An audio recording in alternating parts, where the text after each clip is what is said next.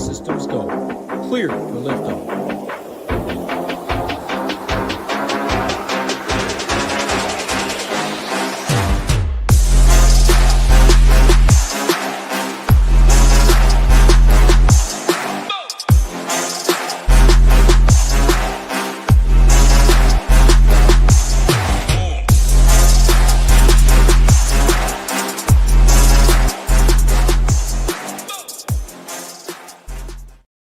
An intro so nice, we'll do it twice. What's going on, everyone? Tyler Tamboline here, a.k.a. ToeTagginTambo, back with my guy Hoopster here to break down all things RBC Canadian Open. It's my home open. Hoop, we're back. We get to talk it all through. We're going to go through ownership, going to break it down on SaberSim, look at some common roster construction. We're going to find out why everybody thinks Cam Young is going to win a tournament finally and break all that down and more. Hoopster, what's going on, my friend? We got it done. We're in the right room now.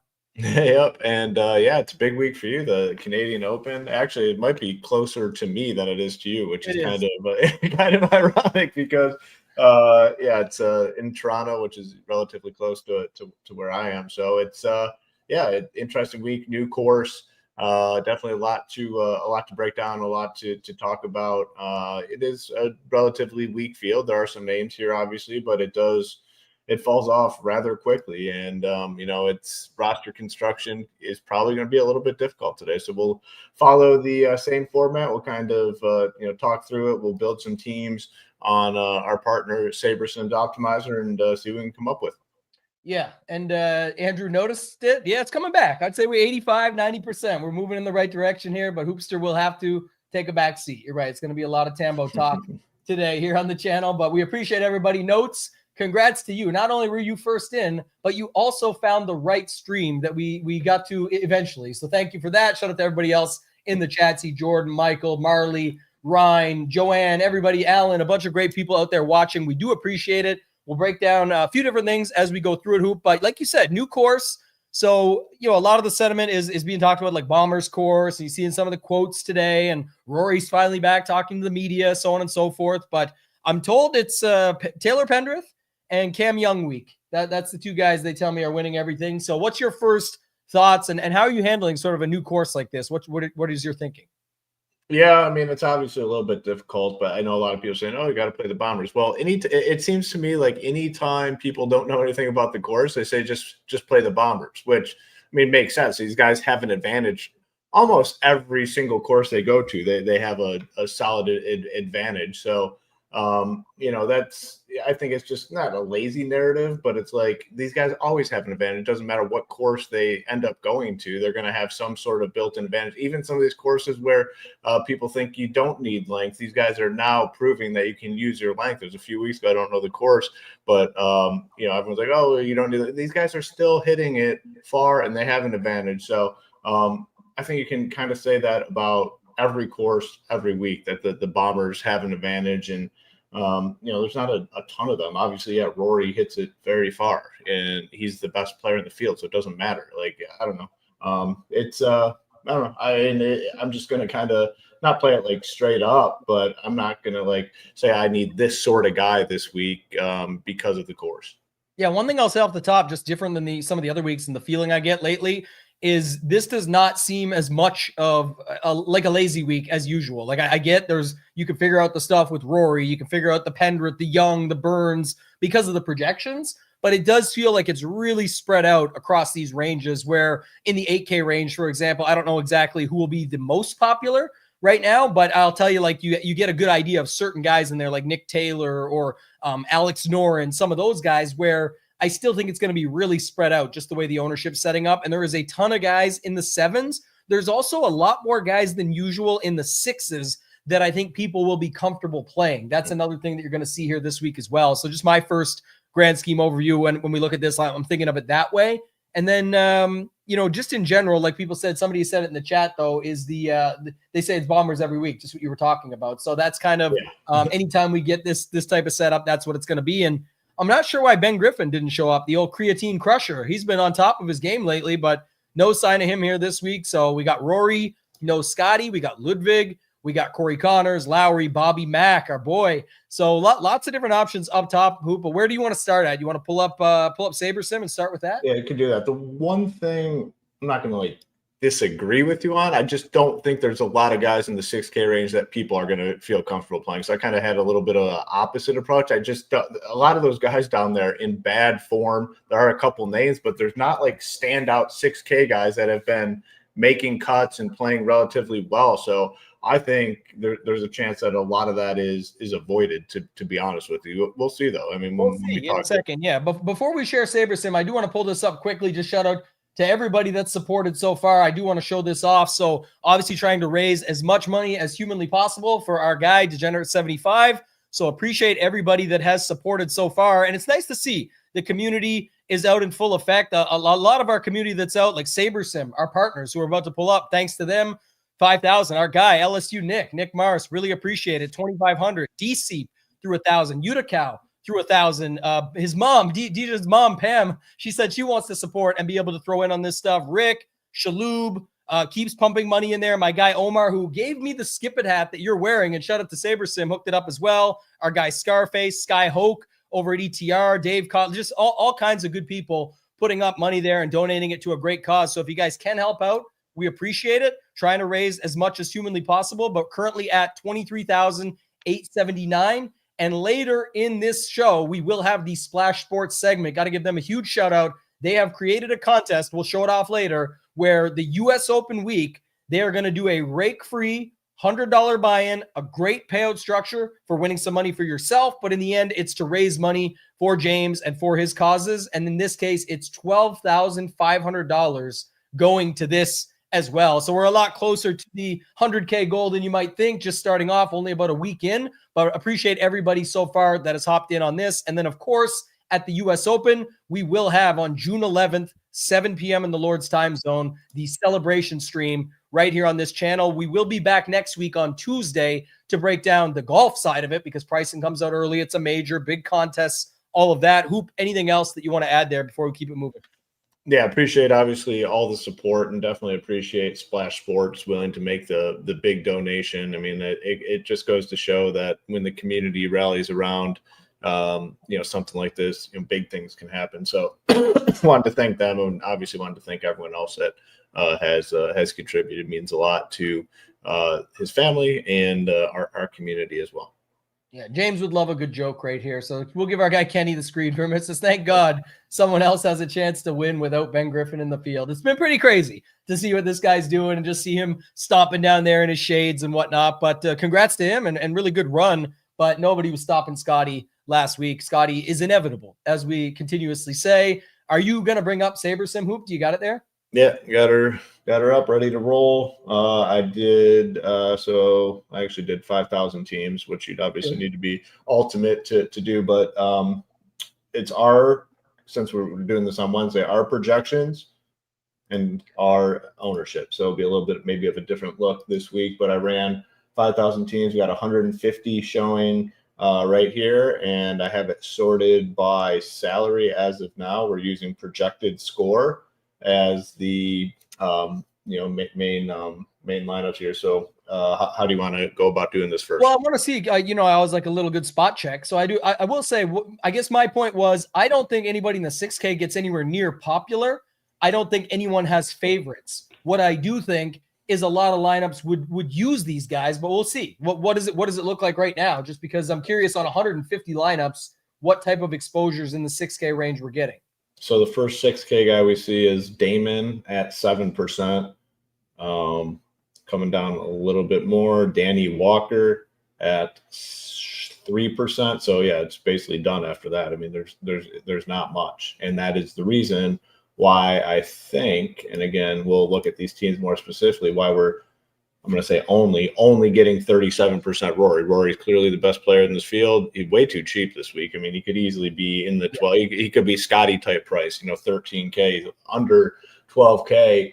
But the reason we're only getting 37 is because we're not getting a lot of the 6K range. So it seems pretty clear now. When others build teams, maybe it's a little bit different, but I think this is a good starting point. And this is all by projected points too. So whoever we have highest projected in that range are going to be the ones to kind of show up first. But not liking a lot in that range, and that's why it's kind of holding this in check a little bit. and really a lot of the guys up top. I mean, it's sort of by exposure here. We're getting a lot of Corey Connors at 50%. We're getting a lot of Rory at 37, and then 22% Norin. Not much for these more expensive guys.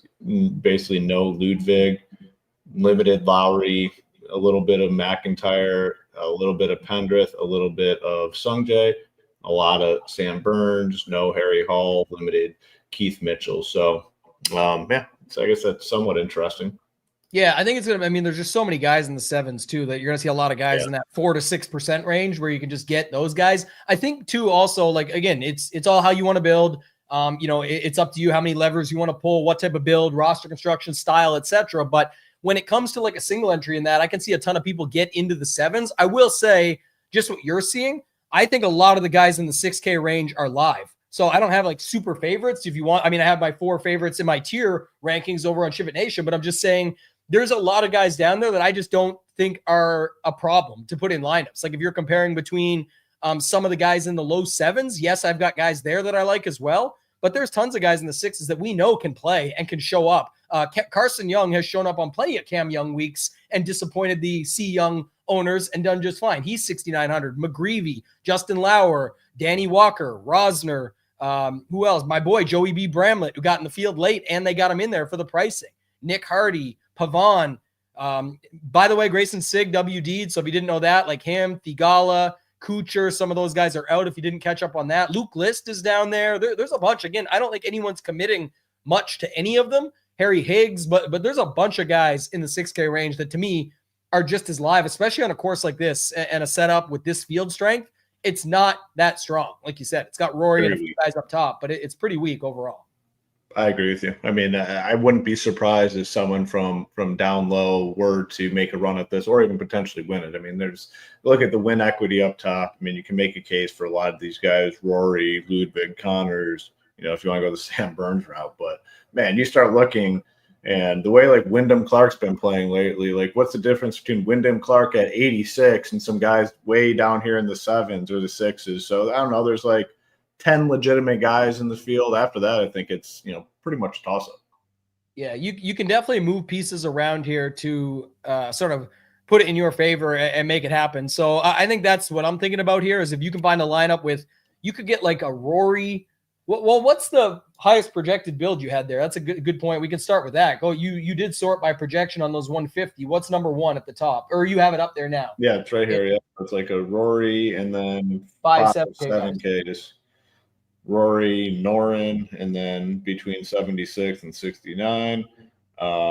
This is a non-Rory team coming in third with Corey Connors and then a couple 8K guys. But you see all these top teams are avoiding the 6K range. There's nothing up here with besides like, all right, get one with Joel Damon. That's the 7th team. Danny Walker.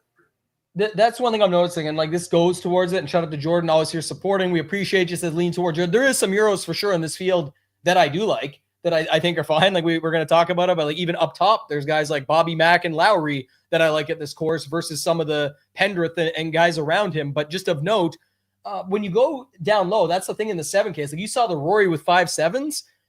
It's going to be, if Rory comes through, which he probably does because he's Rory and this field is just not good, and it's still a course where he can pull off everything he needs to and get away with it. It's like it's going to be like the Scotty Scheffler Yahtzee weeks where I say Yahtzee Scheffler. I don't have one for Rory, but it's going to feel very much like that because there's just so many ways you can play it. You can play 5 7K guys that are completely unique and it's a similar style of build, but you got 5 other guys because there's so many to pick from. You can play Rory with an 8K guy, skip the 9s, or put a 9K guy there if you want, but I'm saying then drop down and get some 6s in to get different. I really wouldn't be as concerned. I think, honestly, Hoop, this is one of those slates. It's more about like what you do with certain guys. Like it's Rory, it's Sam Burns, it's Cam Young. That's kind of where I'm seeing it is like there's 3 or 4 guys that you really have to make decisions on, and then you're going to have some variance go your way on some of the other stuff. And that sounds like any given week. I'm more so explaining why this week is more important to think of it that way, because there is just going to be a scenario where like that Connors lineup with 2 8K guys looks like a good way to move off Rory McIlroy and get different. But the last 3 guys are all guys that can end up in a Rory lineup. So you're really only divvying it up like, 2 or 3 spots and a little bit of a different construction. So I'm not seeing a ton there. It's more about what you do if you're playing Rory, if you're not playing Rory, and look at it from that angle, I think.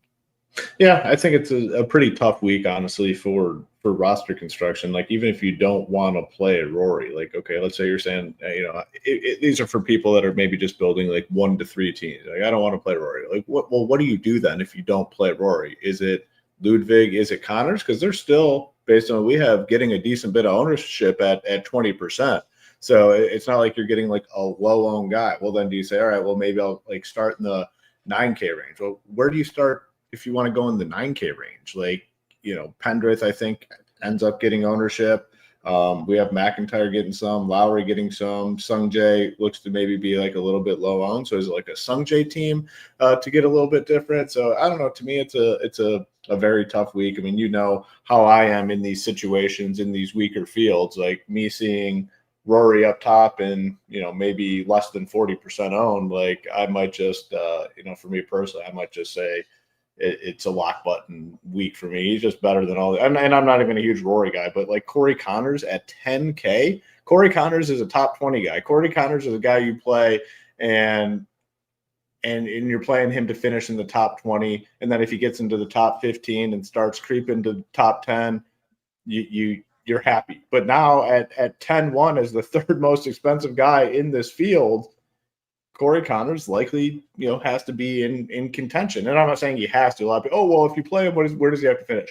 Most likely, he has to have a solid finish, a better finish than he has basically at all this season. So it's tough. And, Ludwig, can potentially compete. He looked better last week, but it's like, man, like it's just a tough one for me. So I don't know. My natural lean is probably just to be heavy Rory. I'm a Corey Connors guy. Don't get me wrong, but I just really struggle with Corey Connors at 10.1K and still getting ownership. Yeah, there is a struggle up there. Also, I think some people think automatically like, oh, he means like don't play him at all. You can play Rory Connors lineups if you wanted to too. There's just enough guys to get there with it, and then Connors could be the guy that comes through, or he just does his normal Corey Connors thing, finishes T7, but Rory wins, and you land on the right combination. So you could still get away with it and move around it. But to your point, that's kind of the tricky part, is like any lineup with Rory and 5-7K guys, just as a basic example to the first one you had, is just as well off as if you had literally almost everyone. If you had Connors, Lowry, and Bobby Mack up top from like 98 to 10-1, you kind of land on the same 7K guys. So it's not really that much difference. And the top 10, top 20 odds aren't going to be severely different between some of those other guys and beyond what Rory's is already boosted. So I think that's kind of a appropriate comment as well. And this is interesting too. What's your thoughts on this? Yeah, I mean, I think 22 might be a little bit high, but it's going to be 16, 17 at the lowest. So I don't know. To me, it doesn't really matter all that much. Like, it's not like, we're showing 22 and he's going to end up at like 10. He's probably going to end up 15, 16, 17 range, somewhere around there, because it is a real price tag. 96, like, you got to make sacrifices to play him. So 22 might be a little aggressive, but it's not going to be like significantly lower. Yeah, got to call this one out too. I know I lost the little side bet with Mayo because Bradley did come through a little bit better than Sungjae, but Sungjae 16th last week. He was below min price, like that or below average price. That was a fine play. Like, again, Sungjae just continually gets disrespected. Not so much here. He's 9,400. These prices little out of line, considering all things considered, I should say, but they got to put people somewhere. So there's that. What was the other thing I was just going to say? There was something else too. You were looking at it. Just talking about in general. Yeah. This is another thing I'll say. Well, I don't feel like it's a lazy week and it's just condensing in 2 or 3 spots. I do feel like there is 2 or 3 guys that for sure are super high owned, and then it's really spread out everywhere else. But I think all the guys around them are great. So if it's like Taylor Pendrith, who we just talked about, I've got my guy Sungjae right there. Like, that's so easy. Like, it's just whatever. If I lose this week, I lose. It's just more of how I'm treating it. Cam Young at 7,500. I made the joke the other day that he got his first win, or somebody made the joke he got his first win, winning that little 6-for-1 spot to get in the U.S. Open. And it was like Ricky Fowler, Max Homa, and Eric Cole. And I was like, wow, congrats on beating those known PGA Tour killers. Like, you're such a winner. And then the funny thing was, there was a picture that you could screenshot of Ricky dabbing him up like when a guy wins. I was like, oh, Ricky made it official. There you go. Yeah. So there's no way. If again, there's definitely a way he does well this week. He could be playing good right now and he can come through. He's got upside. So sure, you can say a million things. There's literally 30 guys around him that are the same dude, and 20 of them have played better than him for months right now. So how does this happen? And when you get into the large field stuff, or the high dollar, smaller field stuff, it's going to get even crazier. And if this happens, he's going to win. Like, yeah, then there's other ways to get exposure. Use him in one and done. Bet him. Figure out a different way. Like you can do a ton of different stuff, but he's definitely going to get pumped up. The higher stakes, the smaller field stuff as just like the play there. And there is just at 7,500 alone, there's two other golfers that can beat him easily. Schmid and Norgard are right there. Above him, you get guys like Rio, Taylor Moore, Smalley, Woodland, Fox, all these guys. Johnny Kiefer costs more and maybe gets in there. So I don't know. There's a lot of options here that I really struggle with playing too much of any of the chalk in like MME stuff. Like I'll just hope that something gets there. In smaller field, fine. The Cam Young thing is interesting. I actually like him quite a bit this week, and I don't really care about the ownership. I think it's going to be – I don't think it'll be super as high as people think. I think it probably ends up like around 10%. There's a lot of guys in that range that people are going to play. And, you know, I get it. Like if he's super, super popular, like I know Kenny's in the chat and contests that Kenny's in where he's probably going to be like 30% owned, you definitely – go elsewhere. Like the high stakes stuff, yeah, he's going to be very high owned in the high stakes stuff because he's a name down here, he's cheap, and he's playing a little bit better. So like in those sort of contests, sure. But for me personally, doing 150 lineups, like I'm fine getting exposure to him because I'm going to use him in different ways. That's going to be my way of playing him. I mean, the reason I like him is he typically is playing in the strong field events. Like he's not playing in a lot of these shitters. This is a shitter event. And, you know, previously he played in the Memorial, PGA Championship. Truist was a signature event, right? That was signature, I believe. Yeah, RBC Heritage, I think, was a decent field. That might have been one of the weaker ones, but then the Masters prior to that. So, like, 5 out of his last 6 have been in very strong field events, starting to play a little bit better. Like, man, like, I look at the names around him, and, like, if you can't show up and beat some of these dudes around you in this field, like, man, that's bad. Yeah, he is. I mean, he hasn't been able to. That's the issue. I know he hasn't. I know he hasn't, but like, man, like he's been good in the past. There has been some signs of life. I don't think he gets to like upper teens in the 150 max stuff. So like, I'm good with him, knowing my teams are going to be different. Like if you go Rory, Cam Young, and, you know, Sam Burns or something like that, yeah, like that's stupid. Don't do that, because that's like how all those teams are going to look, because it just fits together naturally. A lot of people are going to like Rory. So you got 11-9 for Rory. You got 9-3 for Sam Burns.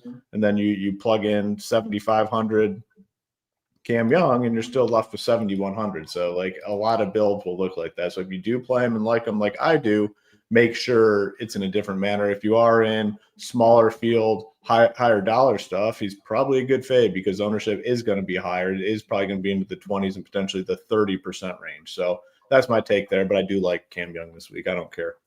Yeah, I think, you know, I advocate for it, or I'm an advocate of it's not who you play, it's how you play them all the time. My issue is like, even with that this week, I don't care if I have tons of lineups. It's like, I'd rather just fill out the portfolio. There's so many guys around him, and I don't think anyone would be talking about him if he didn't win this qualifier the other day. Like, because jokes were posted around him, nobody was liking this guy before that. There's nothing else that he's done. I kind of disagree a little bit. I mean, he had the recent result. I mean, that definitely boosted it. I mean, it was another story behind his name, but he was – you know, made the cut 25th last week, made the cut at the PGA, 7th at the Truist. So there has been 7th, 25th. No one was talking about this. But it's a guy that was dead, though, prior to that. I mean, he was absolutely just dead prior to that. Now he's starting to see some signs of life. I don't think, like, yes, that is going to increase his ownership winning the Open or U.S. Open qualifier, but I don't think it's the only reason.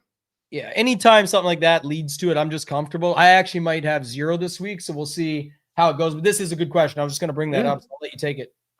Yeah, certainly. That's one way to do it. I mean, obviously, like one way you're going to get different sort of teams is going to take the ownership into account, and that's why the SaberSim product is so valuable, because it does a lot of the work for you. You're not going to get a lot of Rory, Sam Burns, Cam Young teams. Like, it's just naturally going to do it when you build with SaberScore.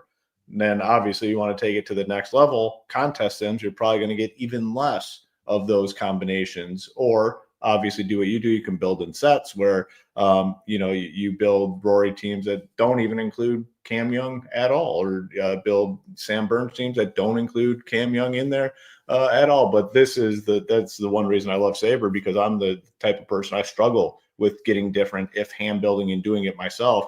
Saber will do it for you. You're not going to get many of those teams, and you can see it's easy to look it up and check. I always do this each week. Like, okay, on these Rory teams, who am I getting the most of?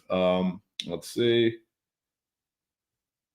Let me sort by exposures. Yeah, so I'm getting a lot of Alex Smalley, and then Cam Young shows up right here. If I went ahead and ran contest sims, I can guarantee you that this Cam Young number will be lower than 32 on my Rory team. So that's definitely one way to use this product.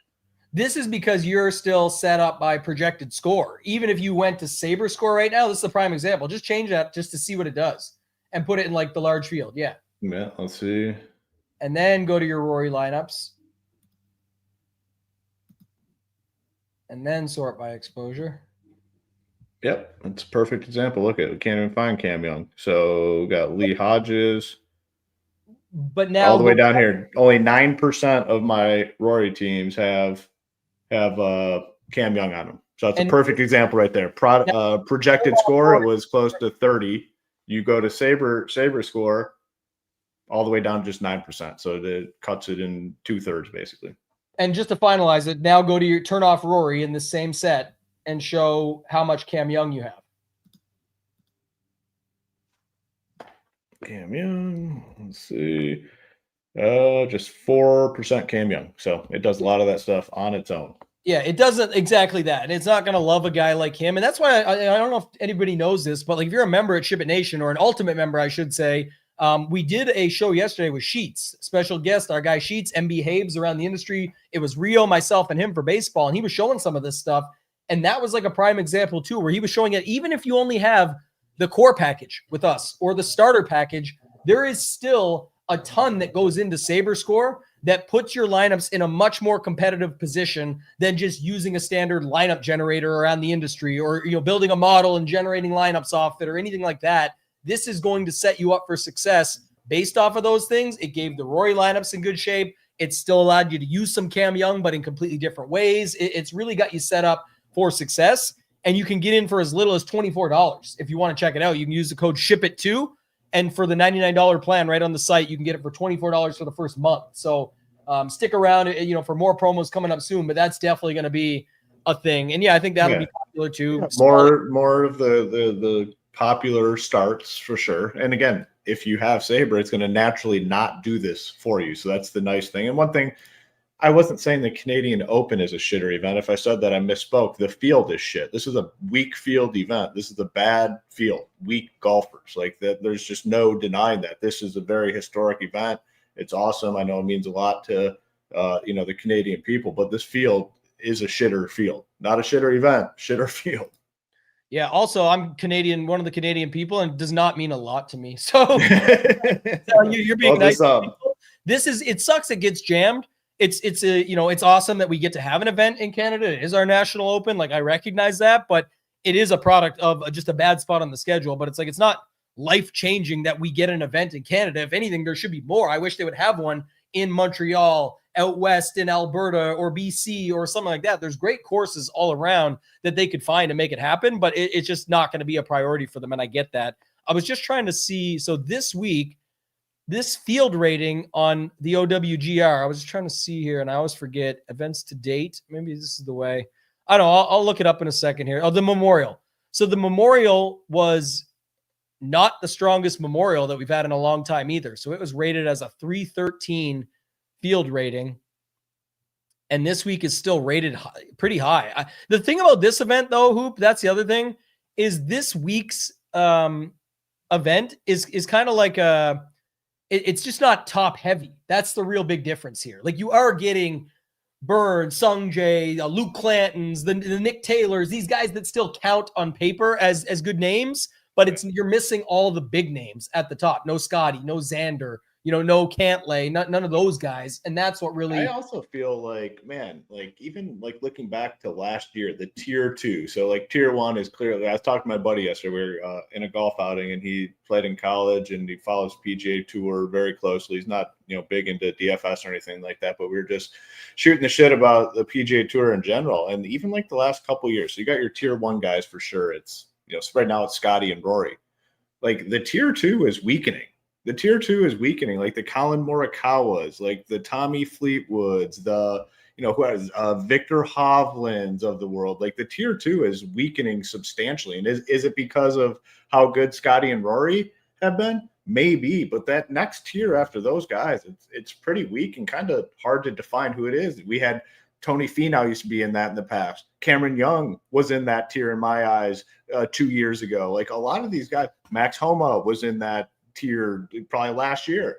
A lot of these guys are falling off, so it just makes it hard to define like what that next group is. And that's why I think a lot of these fields probably look weaker than they are, because who is tier 2? Like who is it? And it's tough, man, when you start looking at these fields. It's like not easy to define who those next guys are after Scotty and Rory. And so maybe that's why everything just looks weaker than it is. Yeah, so this field is a little bit stronger this year than last. So last year it was a 254. This year it shows a 284 on the way they do it or whatever. I was just trying to look at something like last year's Rocket Mortgage Classic, which we were at, right? That was the auction-iest putt down the stretch on the the last little 4-footer. It was a 238 to give you an example. So I mean, this is a step up from that still, but it still doesn't feel like it just because you're missing so many of what those upper names are, if you even wanted to give them credit for it. But it's because guys like, some of these other guys have stepped up and played better in times that they've shown up. The Nick Taylors, the Shane Lowrys, all these, Ludwig, all those guys as well. Yeah. Even Tom Kim fell off the face of the earth. Same as Wyndham Clark. Wyndham Clark was one of those guys. Like there's so many guys that have taken massive step back, which you'd think would be the opposite with so many people going to live. Like it would elevate some of those guys a little bit, less competition, but just haven't seen it. Just a lot of people falling. Your boy Sungjae. I mean, yeah, we still like him. We still like playing him, but he's taken a step back. So many of them. Yeah, and on paper, even like Cam Young gets the boost, right? Because it's more long-term when they bring into these rankings and stuff. So back to your Cam Young point, but it's like those guys do still get a bit of a boost. Then you have Corey Connors, Rory, Shane Lowry, Bobby Mack. You've got Sam Burns, Alex Noor. And again, most people say, well, they played like shit lately. It's Sungjae. Like these guys still count on paper as bigger names. So it's like that's part of it as well. So certainly think that's kind of the point, and we'll see how it ends up going this week. But it is the week before a major. There is, people trying to get tuned up and ready for it. So it should be a fun week still. I definitely think having a new course is always nice. So that's, something that's different. I know the Mayo Media Network crew is all out there. I could have been at this event. I just couldn't make it work. And then obviously some unfortunate news lately that we all know about, things like that. So just, didn't end up working out. But I know a lot of people are going to be at this event, and it should be a fun one from that perspective. What else are you seeing then in the non-Rory lineups? Like what are you seeing in like a different roster construction? Because I was looking at some earlier today who just playing around with it, like some 9-9, 8-8, low 7 and stuff like that, where you can do something a bit different. But really, it's going to be what you do with Rory this week that matters most, because he's, a lot of people are just going to jam Rory 60 to 100%. Yeah, I just want to take a look at some of so Corey Connors, we got a bunch of. We're getting 50%. Rory, we're getting like 40%. So I took those two guys out. Let's just see like what some of these teams look like. So you're getting like a McIntyre, Sam Burns start. So this is kind of like a balanced, 2 9K, and you're not going below 7,500. You're not going below Cam Young in this sort of team. You're getting a McIntyre, Burns again. You're getting Lowry, Burns. So the one thing that definitely stands out right out of the gate is any non-Rory, non-Corey Connors team is just really avoiding the cheaper golfers. Like it's kind of stopping in the mid sevens for the most part. This stops at 74. This one goes down to 71. This stops at 72. This stops at 76. This stops at 74. So it's the one thing that definitely stands out. It's just going to be like a balanced thing where you're just avoiding a lot of those cheaper golfers. It's some combination of these guys up here, Lowry, McIntyre, Burns, Pendrith, two of those guys, maybe someone in the 8s, and then 3 other golfers in the 7K range. So that's what those sort of teams are looking like. And before we go to the ranges, just run through it and pick out some names and see some thoughts and how we can put them together. Can you just do flip it to Sabre score again and just see what, because these are the lineups that are actually being built for sure. Like what you just showed, that is what's going to be happening. Let's see if there's anything different in there when you look at it from that perspective with anything else you see as like maybe some unique patterns. I think that's what people forget too, right? Where we talk about the dry run all the time. That is the projected score, seeing what the regular user is going to be doing, what that looks like, and building against that. But when you use Sabre score, you can start to get some ideas of your own for roster constructions that may make a lot of sense, but others aren't on or going to. But in some cases, it does start with the obvious of Rory with just 5, 7K guys that nobody's using. No Cam Young, etc. Right? Like that's kind of the idea you'll see. Yeah. So based on Sabre score, it's looking like it's liking Rory. A lot of these first 3 teams are Rory and Thornborn, who's going to be a little bit lower owned, I think, in that 8K range. Yeah. So there's 3 of those teams with this one. So this one's kind of this is a non-Rory team. So it's Rory Olesen, Rory Olesen, and then number 4, I believe, there's one more. I guess no, maybe just those top 2. Then it goes to a Shane Lowry. That's why Shane Lowry, Olesen team. And then you get a Corey Connors, Sam Burns, Alex Noren, Corey Connors, Alex Noren, Harry Hall, which I think he probably gets squeezed and comes in relatively low owned. So yeah, getting some different looks, I think, when we have Sabre score up. I think some of those Connors teams would definitely be unique. Like you said, if you go Connors right there with that current one, it's you get Connors, Burns, and Wyndham Clark. There's potential upside there for sure. It could be those guys, but then you've got Jesper Svensson, Sam Ryder, and Quade Cummins. It's going to be a lot riding on those guys versus the other lineups at the top are Rory, and then they make a lot more sense. But if you just scroll up a little, go to the 4th one down. I think it was the 3rd or 4th one down with Connors. It had Celinda. There it is. Yeah, Celinda. Yep. This lineup is, I think people do talk themselves a lot into lineups like this. It could be anybody. It could be Pendrith instead of Connors and spend up somewhere else. But when you've got Connors, Noren, Burns, and some people feel safe with that, they feel really good about a smally value play, not with Rory. That all makes sense. It just becomes a pick your poison of who your dudes are. But lots of people's dudes are Celinda and Hoey, yet they won't get any drastic ownership. So they fit that build perfectly because it's 2 super low owned leverage guys, but you got to get all 6 of them right. But I definitely think people are going to be interested in some builds like that. Do you have any other thoughts just on the balanced build versus the Rorys that you're seeing there? No.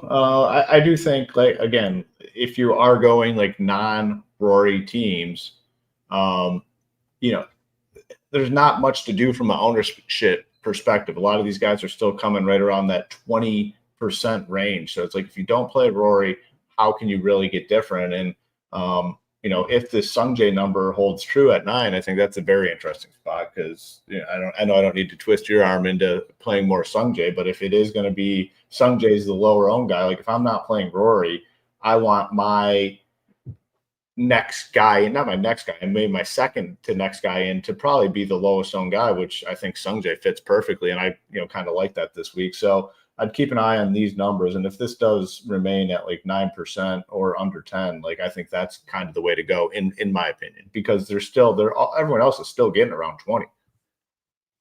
Yeah. A lot of people are looking at these things going into it like Knapp and Hall. And this is definitely a spot when we talked to Jordan earlier, who was bringing stuff up. And I just, sort of said that piece around his comment.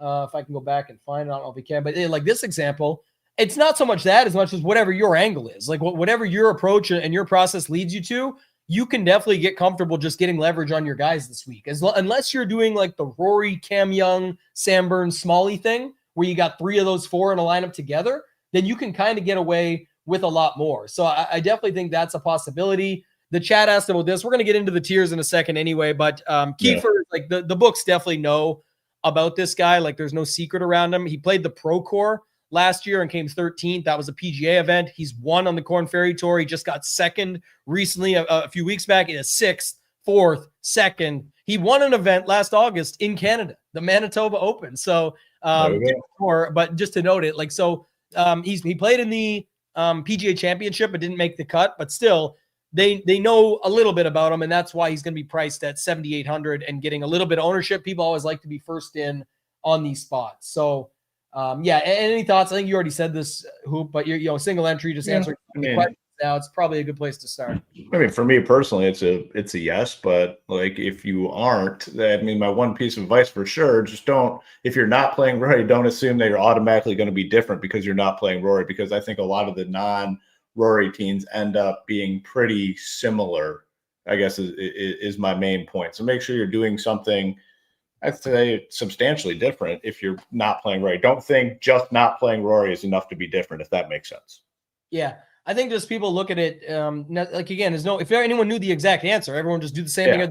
They'd be right every week. Like, Hoop would have the nuts every week. He would just build it. But the point is like that you have to think about what you want, and you have to think about multiple angles. Like, I know this sounds like second nature to some, but just for everybody out there, because this question gets asked a ton, if not Rory, then what? And that's kind of the thought process here. If you see very clearly on your page, again, your process, your thing, where you're looking at it and you say, well, man, I still think Connors, Lowry, Bobby Mack, Pendrith, Im, and Burns are solid. It doesn't just mean jam 3, but you're clearly saying you have alternative methods that you could get to. So if when you know that and you feel that in building your lineup, it's a single entry, so you're probably hand building or using an optimizer to pick one, look at your best Rory lineup, look at the other lineup, and make a comparison. If you can't play both, because in a single entry you can't, but you could play a $33 single entry and a $25 single entry, or a $5 and a $12. You can play both, or you could put them into a 20 max or a $20 3 max or $5 3 max, where you play those two and pick another one that's a mix. But if you don't feel good about the next tier, like, what are you going to do? You're going to run 5 8K guys? It's just not likely. Like, there's a bunch of guys from Nick Taylor at 8,800 up to 11.9 Rory that are going to be, somewhat in the mix, I'm sure, at this event. So you got to think about those things. If you don't love anybody around him and you see a bunch of question marks, well, then you got to start with Rory, because that's the guy. And then you go down to the bottom and start to figure out what you can fit in around him that you feel best about. So it's really more of an art than science, as our guy Sheets was saying yesterday on the Ultimate Show for members. But it was really a good point to bring up, that it's kind of a feel at that point. But knowing what you know, Hoop, if you don't go with Rory, you can probably make a few more. You could probably play a few spots a little bit differently, right? Yeah. Because you don't have to. You're already off a guy that's probably 40% plus in single entry, so you get to free up that ownership and move that elsewhere. Yep. No, I agree, and I do think, just on a side note, like, I think. No, I don't think it's gonna be like a crazy low number, but I think Ludwig could come in, like, get squeezed a little bit, because I think if people don't start with Rory, they're just going to go to the Canadian and Corey Connors and start there. And, based on our projections, we have Connors projected higher. Let's see what a Sabre has. So Sabre has Ludwig projected higher, but I do think people are going to feel comfortable with Corey Connors this week. I'd prefer just to go to a guy like Ludwig. So that's just my opinion, I guess, on the situation. Yeah, Jordan's back again. I like this comment too. I'm not leaving out Rory. Like, that's one that I won't make a move on. But if you want to leave out Pendy, Burns, and Cam Young, I'm literally fine with that, and I might do it, to be honest, just because there's 17 guys around each of those guys that even if one of them really comes through, are they going to be in the right combination? I can't say for sure. We don't know. So I'd be more comfortable leaving the other guys out. With Rory, there's just a million ways to build and get different, and he's clearly the class of the field. So whether or not that works out or not, it comes down to questions like this. It's the same as if you asked about Rory 2 seconds ago. It's not even close to the same talent level in Fox, but nobody knows. And when you stop watching shows that try and tell you the exact picks and plays, and you focus on process, you'll see that it doesn't really matter. What matters is, in the end, yes, the players that end up on your team that end up doing well. But when you're building to beat the field that you're playing against. Nobody goes into a chess game, for example, and knows exactly which move they're going to make.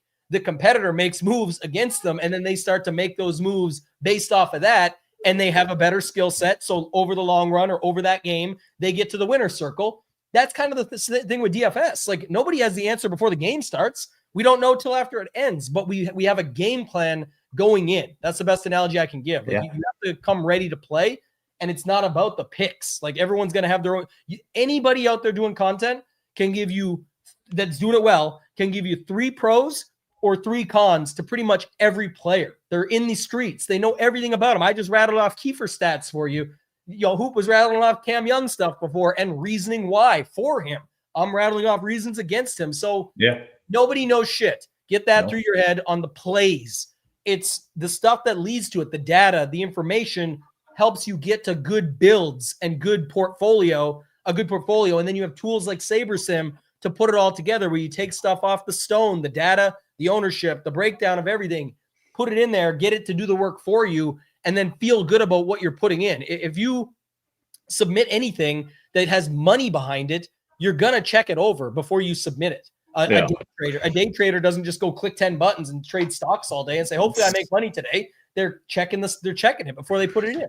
It's a very important point. And I mean, I obviously had a very good week last week, 3rd in the flagship contest, 50,000. I was in contention all week, but I just thought back to like how I built my teams last week. And it was a week where, we had a lot going on business wise. There's a lot of things that we were dealing with, obviously. And I had some other things going on personally. So I didn't have a ton of time to really dig deep.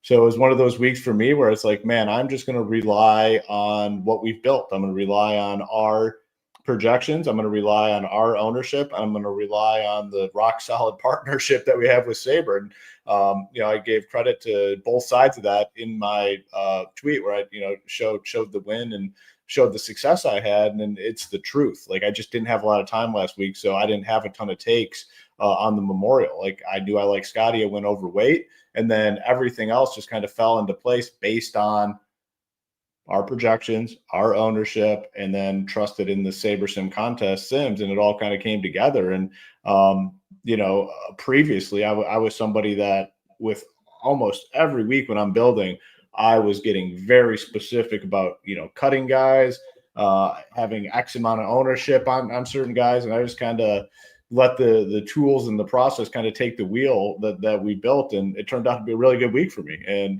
maybe I do run that back again this week, but there's no secret sauce to this. Like you said, this is the guy this week. You got to play it like this, or you got to play it like that.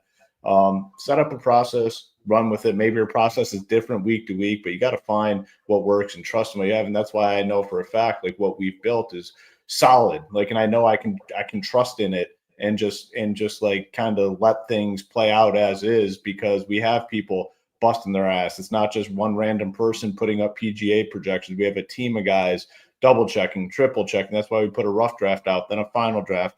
And, the partnership again with SaberSim kind of brings it all together and solidifies it. So, it's kind of a little off the wall tangent, but I think it's very important. I think it is very important. Though. That's why I like spending time on this. Like, Ugli's probably just in here messing around. I don't know, maybe not, but like that's why they call this gambling. When you're betting end of round leaders and stuff, you're gambling. Like, you have to read. There's a 1-800 number when you go to the site, not rudely, factually. Like, you go to the site that has end of round leader, and it's going to have a number on there to say, hey, if you're having any challenges, give this number a call. Like, you're gambling. DFS has been over time proven that the best players are finding strategies. They're finding angles of attack. I mean, you mentioned it. Congrats again, Hoop, on a huge week, man. It was very close up top. Shout out to my guy, by the way, and your boy too, Haas, the boss. I don't know if he was texting you. He was texting me because we were both up there after day 2. And he was in the mix. He got 4th to you. And there was just a lot of big winners last week. Like, Shaloub had a huge week, 6 figures plus, as he usually does these days. And Kenny had a big week, but the one I remember most is Kenny's lineup. Not anything against the others. It's just saying, I think about this. Kenny last week did not play Scotty and he plays the 3K and the Thunderdome and all stuff, but he chose to fade Scotty, and he didn't even have the winner, and he still came second in that tournament. But what he knew last week, and this is why, just dissecting it and thinking, somebody had mentioned it up here, so I'll tie it together. Adam had said for Rory, maybe one way to get different is 3 8K guys and 2 6Ks. It's uncomfortable for sure, but avoiding the 7s has to be unique. And I agree. And last week, when Kenny didn't play Scotty, he played 2 9Ks, 2 8Ks, and 2 higher 6K guys. I think it was like Kuchar actually at the bottom and one more up. I have to remember it exact, but I know he had no 7s. And if you remember last week, it was Poston, it was Rye, it was Spawn, it was everybody in the 7K range was chalk. So he just had to avoid, there he is, my man. Remember the lineup if you can. Can he throw it in there just for us? But I know it was 2 9s, 2 8s, 2 6s. That's art mixed with science. He played really good plays in the 6K range, the 8K range, and the 9s that you would like and would expect to do well, but he was playing chess. He was avoiding a move that everybody was landing on to try and avoid that mine what do they say? Like a minefield? What do they call it? Landmine. You got it. Thank you. So, got a good team here, yin yang. But it avoids the landmine. And even if there is FOMO to that, there is like, damn, I got none of those value plays in the 7s this week in that lineup.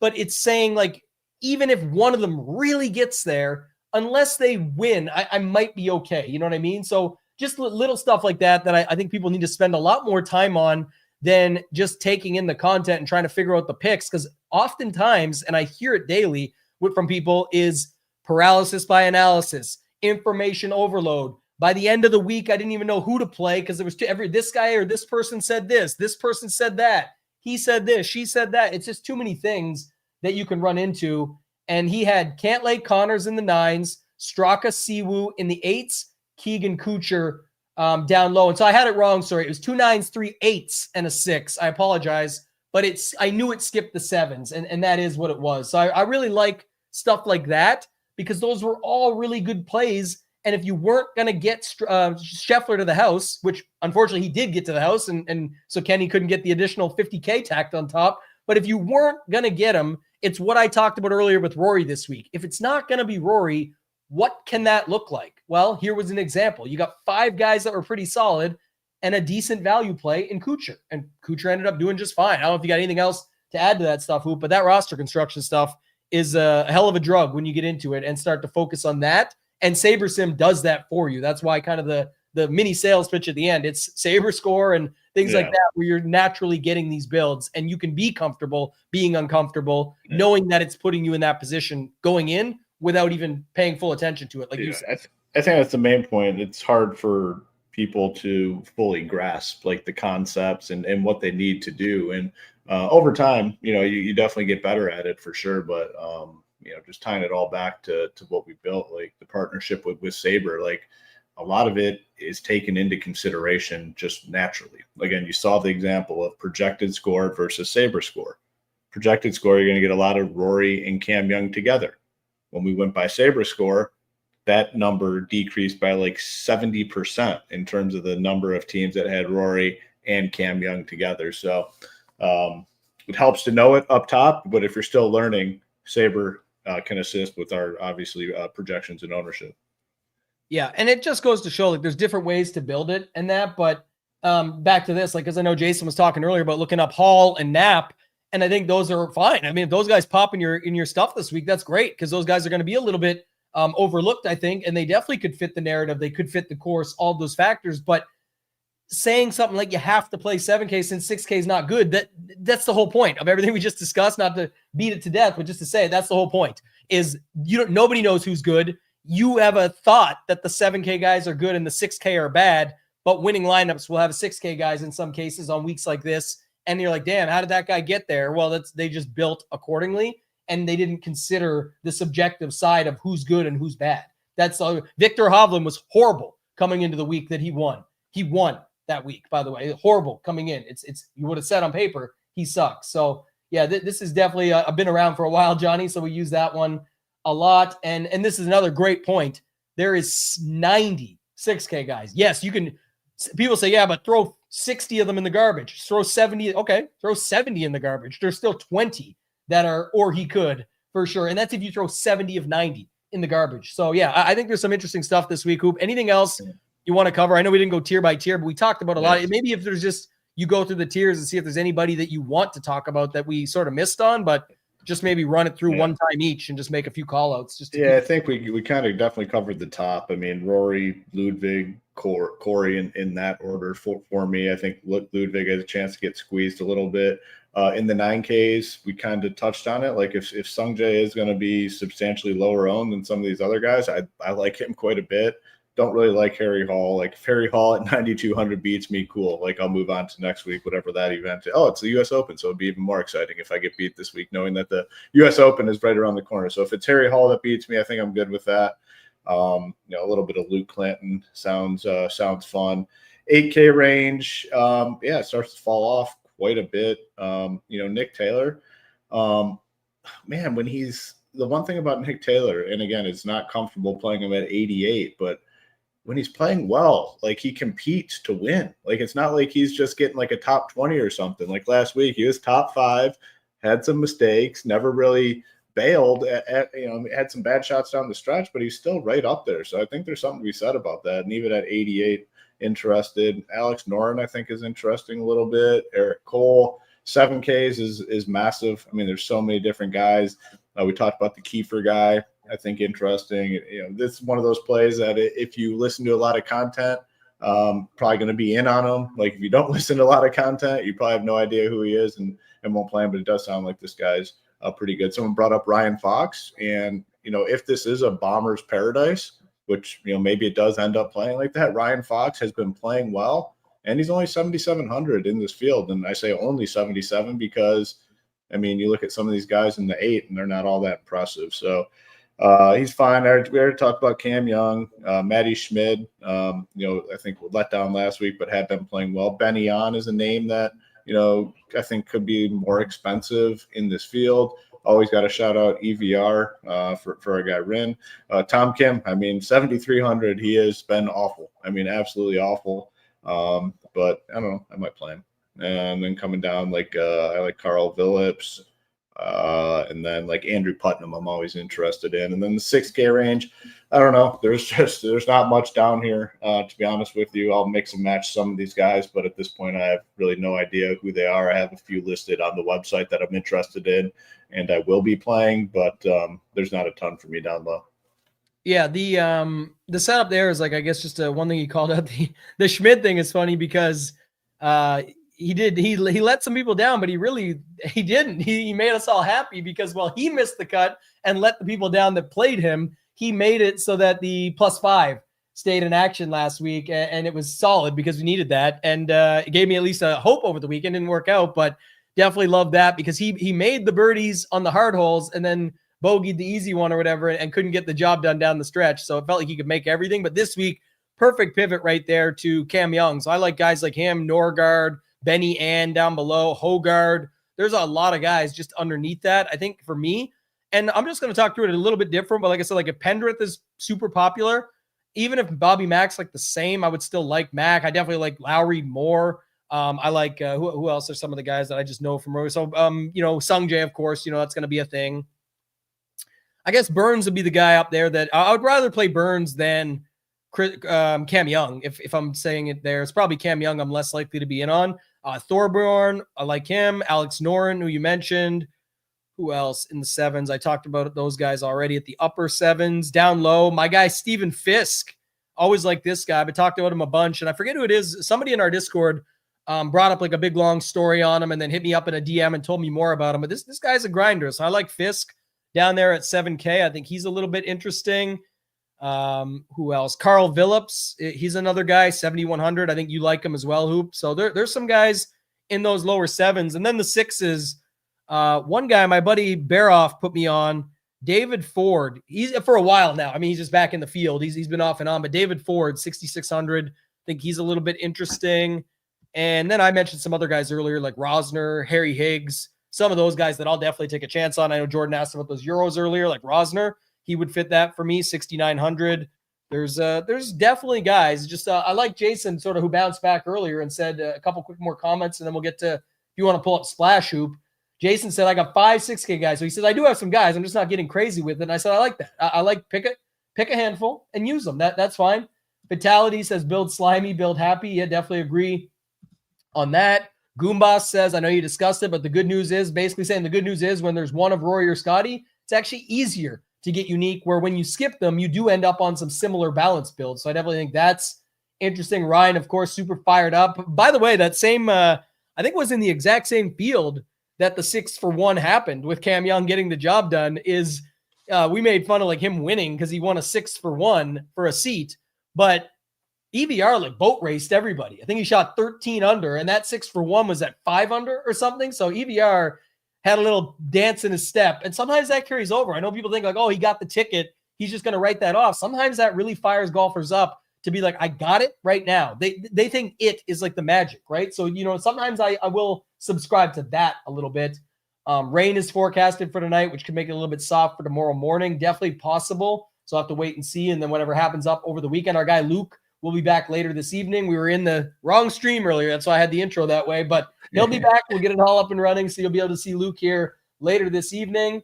And I think that's going to do it for this one. Hoop, what do you got here? Show off the, before we get to this week's contest, which is about 50% full, give or take, is the James contest up there? Yeah, I wanted to show this off. It's right here on the top banner. Click on it.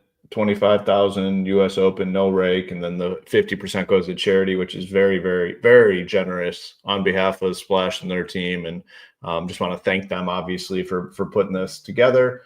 And like all their contests, nice flat payout structure: $2,500, $1,875, $1,500, $1,000. And then $625 in fifth place. So, and that's with half the money going to James. Yeah. Remember, so just note, guys. Obviously, if it was $25K, it would kind of be the same. They left the structure similar, so it's still a nice prize for yourself because you are putting up $100 and they get that. But in reality, it's certainly just another great gesture. And again, you're not expecting anything from anybody. It's if you can do anything to help us out, we do appreciate it. But this was a huge gesture from our partners at Splash Sports. They're putting it up on the main page. They're doing this and going rake free and giving 50% to the James DGen 75 GoFundMe fund. So love to see that. And I thought that was a good one. Do you want to pull up this week's hoop and then we'll round out on that? Yeah, same thing. $100, but there's only 56 spots. We're already basically half full. Just a nice payout structure. Again, 2,700, 1,000, 60, 630, 375, 378, 252 in the top 5 here. And, a little bit of a different format, obviously. It's a nice way to complement your play. If you're playing on DraftKings or on FanDuel, come here and you get a little bit of a different look. So, we're going to continue to roll these out there. The quicker we fill them, the bigger the contest will get. Yeah, if you could just go to splashsports.com/SHIPIT, you can find the contest there with DGen 75. Get into that at the very least for the $100. I mean, that's the way to go. Adam says, well done, Splash. Certainly appreciate that from them, as we mentioned. And then shout out to our guy, Monday Dynamo, always grinding behind the scenes. Great team member over at SHIPIT Nation. He said, FYI, the stone is being finalized and will be up shortly. So awesome. And shout out to Johnny, says rejoining the nation next week after a much needed mental hiatus. We'll be in that. Appreciate you. Yeah. And if you guys do want to join, the code is still up. You can use SHIPIT2 or DGen 75. The code is for $24 for the first month, all access, just so you guys know. And that gets you set up for the $99 core plan. That still gets you all of our projections and ownership for the 8 major sports that we carry them for, all the ones going on right now. It allows you to use SaberSim Optimizer, and it does allow you to get SaberScore. So it's literally got everything that you need to get started. You can always upgrade later. You can prorate. You never lose money. The day you decide you want to upgrade, you'll get every penny you have left over. You won't lose anything. It brings you across and sets you up. But $24 to be able to check out a full month, the Discord, the education courses, all the sports that we cover that are on right now, the projections, the ownership, our partners at SaberSim, all that can be found over at ShipItNation.com. Click Join the Nation, go to the All Access plans, and it's the $99 a month All Access plan with SaberSim that you get for $24 for a full month. So less than $1 a day to try everything out. We always want to back up what we say. Go see for yourself. Even if you're with another site, check it out. The offer still stands, by the way. I've talked about this, so you got enough people watching still to tell you. I'm calling it Project Jump Ship.